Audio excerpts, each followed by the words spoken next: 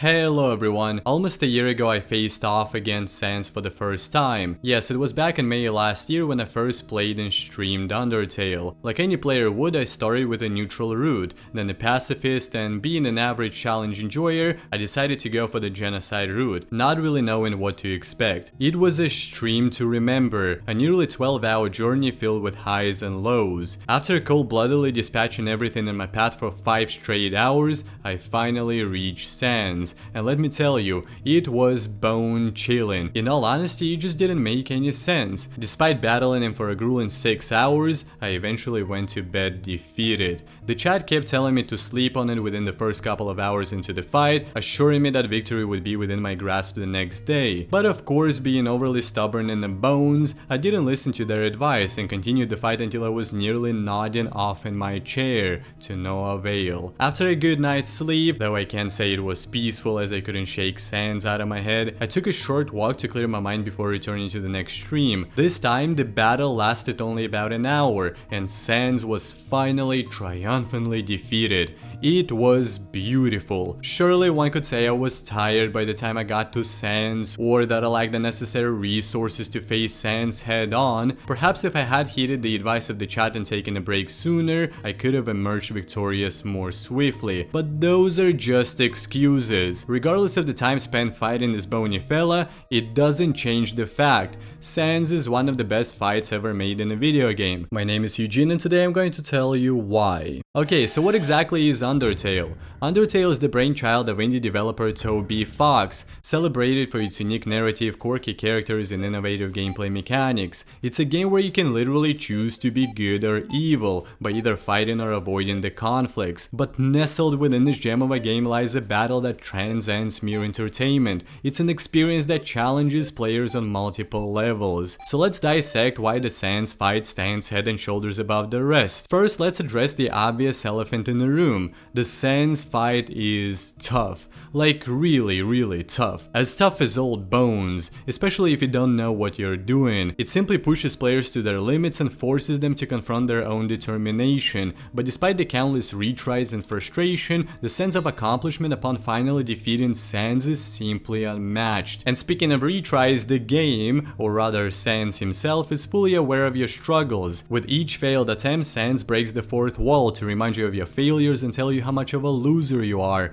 adding insult to injury. Basically the opposite of filling you with determination, more like he will fill you with misery by rubbing salt into your bone-deep wounds. And there is a bone-chilling reason behind it, which we'll get to in a moment. But before we delve into that, let's quickly discuss the gameplay. I just want to say that if you ever decide to fight Sans, you should be prepared to have your gaming skills put to the ultimate test. The battle throws traditional combat mechanics out the window, instead opting for a series of mind-bending challenges that require both reflexes and strategy. From dodging a barrage of bone attacks to navigating intricate patterns of movement, every move is a test of your gaming prowess. It's kind of like solving a Rubik's Cube or playing chess. It's all about pattern recognition, where a small misstep will cause you to lose tragically. But then one could argue that any other Souls boss, except for a few of course, could easily rival the gameplay difficulty. But here's where my last point comes in: the emotional impact. Apart from frustration and a sense of hopelessness, players might experience moments of sadness and regret. As you fight Sans, his dialogue highlights the impact of your decisions, prompting you to confront the consequences of your evil actions. Additionally, it provides insight into his character and motivations, sorta eliciting empathy from players. It's actually quite funny, but I hadn't thought of it that much till recently. Maybe because of the fact that my character was actually named Kara and I tried my best not to care, well knowing that I was choosing to be bad in that moment and would reap what I sowed in the end. I suppose I just ruled it out as it being just a game. But yeah, just the other day I thought of the fight again from a personal perspective, and then for some unexplained reason I put myself in Sans' shoes. And yeah, it finally dawned on me. It's kinda like the Mario paradox, which asks the question of whether Mario is evil even though it's the player that controls Mario in the end. Now, Sans had every right to be as badass as he was, and more so. When you think about what you had to do before you got to Sans, it's enough to send chills down your spine. Just look back and picture this. Imagine you are Sans, peacefully living in this world called Underground, which was created as a result of a conflict between humans humans and monsters. Basically, long ago, humans and monsters lived together, but tensions arose between them, leading to a war. The humans ultimately emerged victorious and banished the monsters underground, sealing them beneath the surface with a powerful magical barrier, supposedly protecting themselves from the monsters and the monsters from the humans. But that was a very long time ago, and now, generations later, they've been minding their own business, living peacefully underground, until one day, out of the blue, like a cute little alien invading your planet, a small child, not even a grown-up, falls down the rabbit hole right into your world, and without any rhyme or reason, any explanation, no words or motives, starts causing chaos, taking out innocent creatures like little frogs and puppies, a mother goat who had nothing but love for them, all your cute little friends, even disposing of the warrior so renowned and beautiful in her own ways, and of course your charismatic brother who just wanted to be popular. If that doesn't send chills down your spine, then perhaps you hadn't really invested in the characters prior to coming face to face with Sans, or maybe you're just too chill to the marrow. But in this world, monsters turn out to be more humane than one single human. They just want to be left alone, some of them want to be loved, others want to be cared for, and then you, the player, just slaughter all of them, mostly by bumping into them.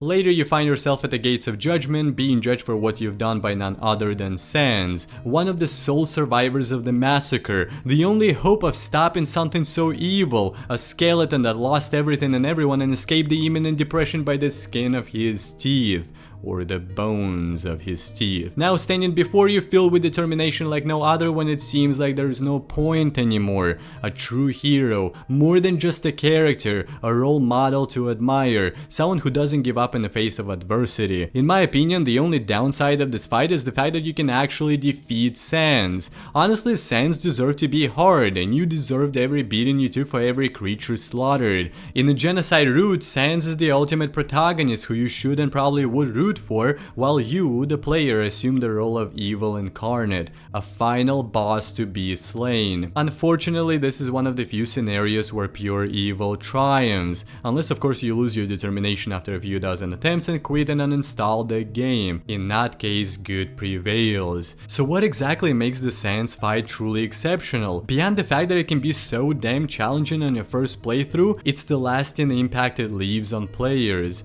Long after the battle concludes, players may find themselves, like I did, reflecting on the themes and messages conveyed throughout the encounter. It's just so memorable, and memorable things just happen to be our favorite, or the things we subjectively call the best. So that's why I think Sans is one of the best fights ever made, simply because the emotional depth of it prompts contemplation about the nature of choice, consequence, and morality, leaving a lasting impact on players' understanding of the game's narrative and themes. So the verdict is, the Sans fight is very satisfying, and perhaps to some it is the best fight in a video game, and you will probably find it in every top fights in video games list, and it's deserving. So yeah guys, what are your thoughts on this? Did you play Undertale? Genocide? If so, how did you find the Sans fight? Let us know in the comments, and as always, thanks for watching.